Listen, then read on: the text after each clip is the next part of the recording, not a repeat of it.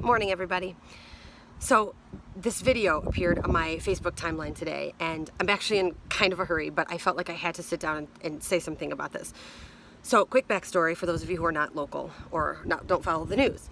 There was a shooting yesterday. A Toledo police officer shot a civilian and killed him. And I'm not really here to make a commentary on that. First of all, I don't think the whole story's out yet. I'm not really sure all the details, and I think there's a lot of misinformation out there, so I'm not here to feed into that in any way. But after the shooting, there was a confrontation between some civilians and the police. And one particular civilian was filmed shouting in the face of a police officer. And he wasn't even shouting about the shooting, really. He was just like, he was making fun of the police officer's physical shape. He was calling him names. He was basically roasting him face to face, yelling horrible things, really immature things, really, at this police officer. Again, having nothing to do with the shooting so much, more just about hating cops, I guess. And it got me thinking about this article that I read years ago when I was a new teacher. And I want to talk to you about that now. So I'm here to talk to you about walnut trees and marigolds. So this article kind of enlightened me about it, and I've given it so much thought since I read it years ago. But essentially, a walnut tree, all right, look at a walnut tree. A walnut tree by itself is majestic and tall and beautiful, and you may walk by it and say, wow, that's a beautiful specimen of nature. But actually, walnut trees are toxic. And you wouldn't know that unless you were a vegetation specialist or a gardener, horticulturist or whatever. And they seep poison around all the soil that they are planted near. And so what ends up happening is you actually can't plant anything near a walnut tree because it kills everything around it. So a walnut tree standing by itself may look beautiful and majestic, but it's actually filled with poison. And you can't even plant another walnut tree near a walnut tree because they will kill each other. The poisons will literally attack each other until one of them dies and one is victorious and stronger. So walnut trees by themselves are dangerous. Marigolds, however, are known as the protector flower.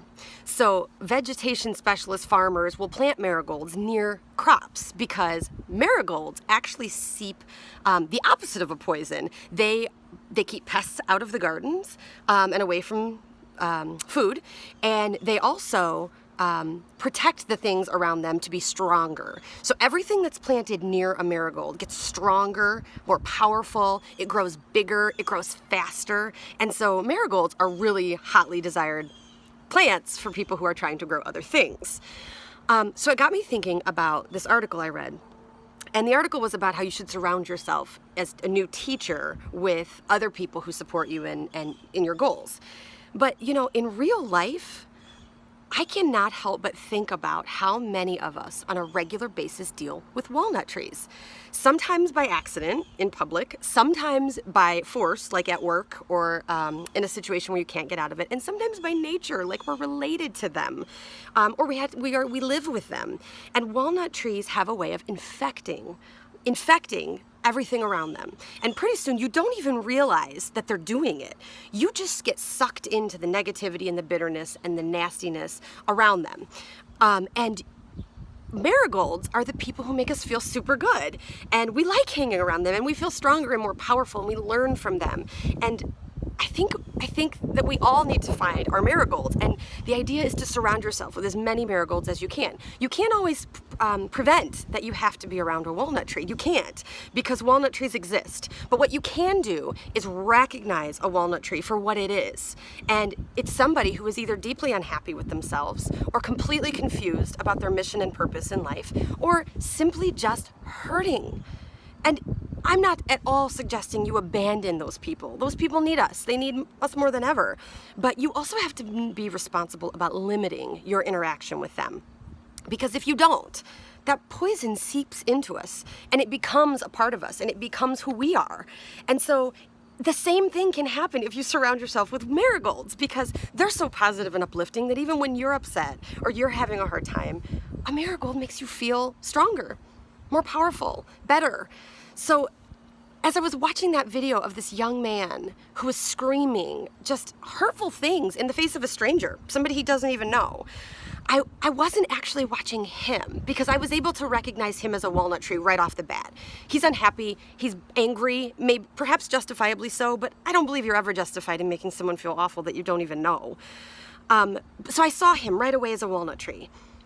But what I was most interested in was there were 5 to 7 people around him, laughing and clapping. And I wondered how many of them realized that they're being poisoned by a walnut tree. And I don't think people often know it. I don't think that you, unless you make a conscious effort to be aware of it, you get sucked into it. And then all of a sudden there you are standing with another walnut tree and you are as infected and poisonous as he or she is. My heart goes out to all the people in that video because I just feel like the officer who didn't deserve that kind of treatment, the attacker, I guess you could call him, the verbal assailant, because I feel like he's dealing with some things in his own life that obviously need to be handled. But mostly for those people around him, I pray that they find the strength to stop surrounding themselves with walnut trees. Be a marigold. Find other marigolds. If there's one thing I hope you take from this video, and I'm sorry it went longer than I wanted it to, but I really felt compelled to do this, even though I'm in a hurry. Please find that group. Find those people who make you feel good. Whether it's on the internet and they just uplift you and make you feel powerful and strong and capable, whether it's in real life, and if you have to work beside, live beside, be beside a walnut tree on a regular basis, you have to practice self-care. You have to go out purposefully and intentionally and find other marigolds to uplift you and combat the poison that you are being fed by the walnut tree that you're around. It's that simple. Have a good Saturday. Find your marigold today, huh?